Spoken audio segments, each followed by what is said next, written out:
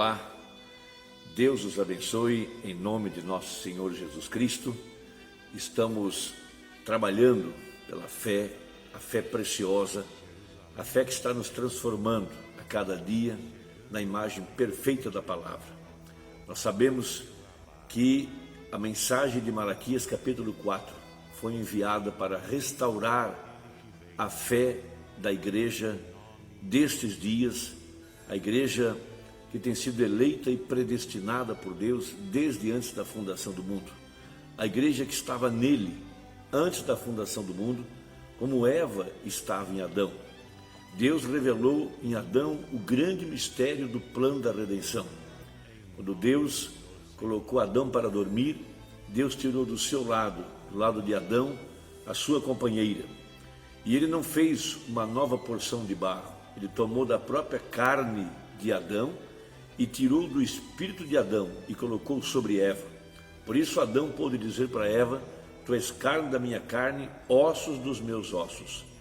Então, quando veio Jesus Cristo, e ele foi chamado de o segundo Adão, e no Calvário Deus tirou do seu lado água e sangue.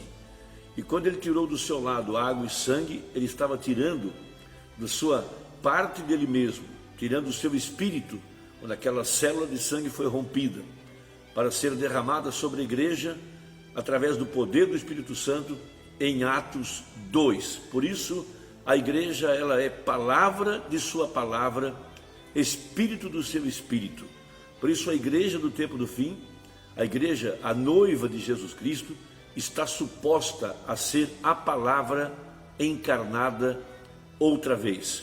Por isso que Adão disse de Eva: tu és carne da minha carne e ossos dos meus ossos.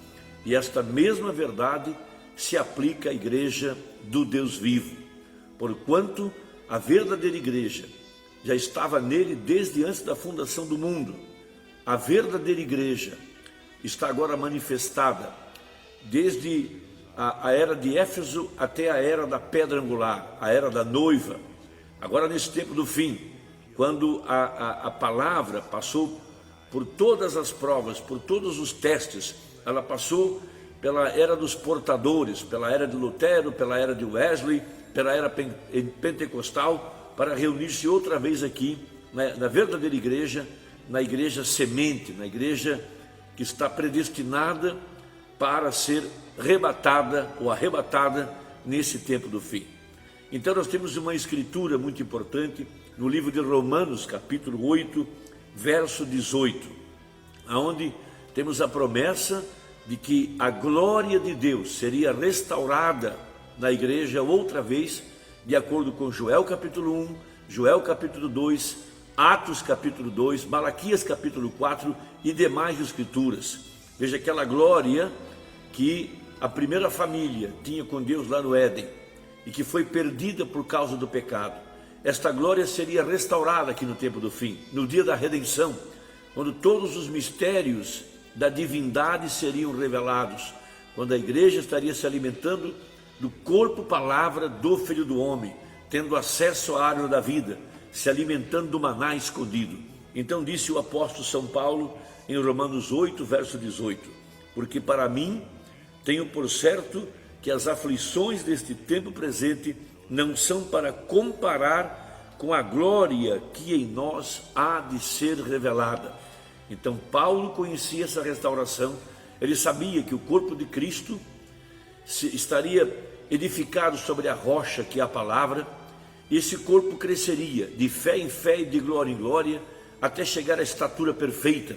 Ele disse isso em Efésios capítulo 4, que Deus deu uns para profetas, uns para apóstolos, outros para pastores, evangelistas e mestres, querendo o aperfeiçoamento dos santos, para a edificação do corpo de Cristo, até que todos chegássemos à unidade da fé, até que cada parte estivesse em posição, em lugar, fazendo o crescimento do corpo, até chegar à estatura de um varão perfeito.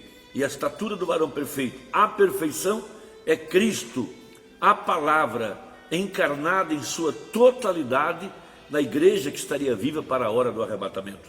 Por isso o apóstolo São Paulo também afirma em 2 Coríntios, capítulo 3, verso 17 e verso 18.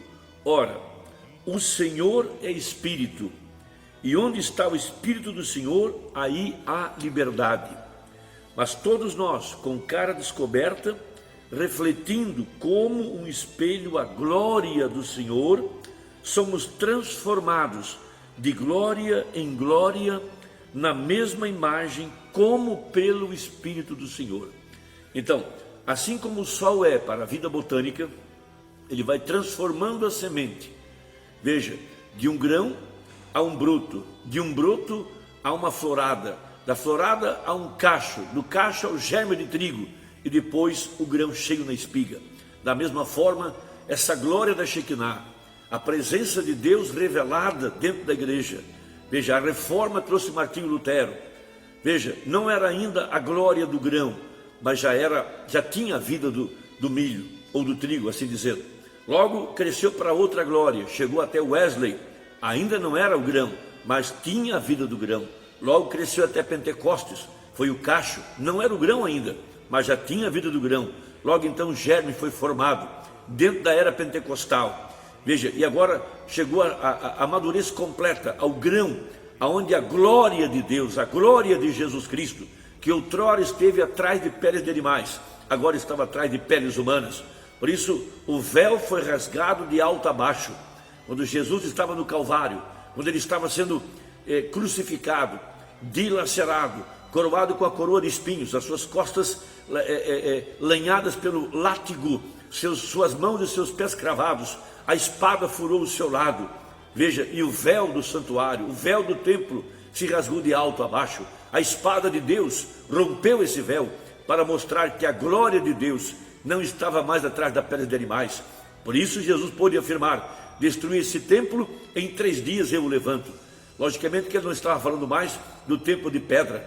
Veja, daquele templo construído em 48 anos, quando o povo voltou de Jerusalém e o templo foi reedificado. Mas ele estava falando agora do verdadeiro templo de Deus, o corpo de Deus, que era agora o corpo de Jesus Cristo, o templo onde Deus estava habitando, o corpo onde a glória de Deus estava escondida atrás de peles humanas. Então por isso Paulo fala em 2 Coríntios capítulo 4, verso 6, porque Deus, que disse que das trevas resplandecesse a luz, é quem resplandeceu em nossos corações para a iluminação do conhecimento da glória de Deus na face de Jesus Cristo. Temos, porém, este tesouro em vasos de barro, para que a excelência do poder seja de Deus e não de nós. Então o profeta irmão Branda pregou uma tremenda mensagem chamada O Desvelar de Deus. Essa mensagem revela que a glória de Deus, que estava agora nas peles humanas de Jesus Cristo, e depois ela veio para dentro da igreja, e ela veio crescendo de glória em glória, até chegar aqui no tempo do fim, nos dias da vinda do Filho do Homem. Agora a glória de Deus manifestada através de sua igreja, seu corpo, porque o principado está sobre os seus ombros. Então ele disse no versículo, na mensagem O Desvelar de Deus, parágrafo 234. Veja, então 233 a seguir. Então quando Deus em misericórdia rasgou aquele véu para eles verem, mas eles estavam tão enrolados em suas tradições, veja, não puderam ver Deus em carne humana, não puderam ver a glória de Deus, mas o ladrão da cruz, quando o véu foi rasgado de alto a baixo, ele pôde olhar para aquele corpo no Calvário. Veja, o véu já havia sido rasgado, o véu das tradições, e ele pôde olhar além do véu e ver Deus, o mesmo ontem, hoje e eternamente, porque o Jeová do Velho Testamento é o Jesus do Novo Testamento, é o mesmo Melquisedeque que veio a Abraão, é o mesmo anjo que tem vindo a nós no tempo do fim. Então no parágrafo 234, o mesmo agora, a glória, o poder do Espírito Santo, a glória da Shekinah que vem sobre o crente agora. Veja, o verdadeiro crente que faz com que as obras de Deus e a fé entrem nele para crer na palavra de Deus. Tudo isso é escondido aos seus olhos. Eles dizem: essas coisas já passaram. Vê você? Eles continuam vivendo atrás do véu. Nós, veja, não estamos mais atrás daquele véu. Nós os pequeninos, Deus está à vista para cada verdadeiro eleito. Versículo 236, mas Deus está às nossas vistas, oculto, o mesmo agora. Então quando Deus, em sua misericórdia, rasgou o véu, ele foi trazido às vistas, mas eles estavam tão enrolados em suas tradições, eles permaneciam, ou ele permanecia escondido deles, o mesmo agora. Toda aquela glória, escondido, está escondido por nós em Cristo a palavra, o qual é o nosso templo. Oh, veja, observem, 238, toda a glória que está em Deus está na palavra, todas as bênçãos que estão em Deus estão na palavra, está escondida dos incrédulos por tradições. Vê o que eu quero dizer? Mas está tudo em Cristo. Tudo que Deus era, ele se esvaziou e veio dentro de Cristo, e nós em Cristo, ou através do véu. Glória a Deus! Então tudo que Deus foi, derramou em Cristo, e tudo que Cristo foi, derramou na igreja. Então agora, 253, em ordem, veja, nossos véus denominacionais e tradicionais devem ser rompidos pelo Espírito de fogo de Deus e a espada, a qual é a sua palavra. Sua palavra sempre é a sua espada. Vem, ele tomou a sua espada naquele dia, cheia de fogo. Vem, ele tomou a sua espada naquele dia, cheia de fogo, e rasgou aquele véu de cima para baixo. Ele faz a mesma coisa com a mesma espada hoje, com a palavra. Veja, não meu credo, ou meu livro de credos, não, mas a espada do Senhor vem, rasga o véu até embaixo e vê a Deus de pé às vistas, manifesta em sua palavra. Que quadro glorioso para olharmos. Vem, está bem, o Espírito Santo de Deus e fogo, a sua espada, rasga isso. A palavra rasga o véu denominacional. Irmão, que Deus te abençoe. Trabalhemos juntos, vamos dar as mãos e leve essa mensagem a quem você ama. Vamos trabalhar por essa fé apostólica, pois ele está às portas e nossa transformação está a um passo. Esse dia glorioso está chegando com muita rapidez. Deus te abençoe, em nome de Jesus, amém.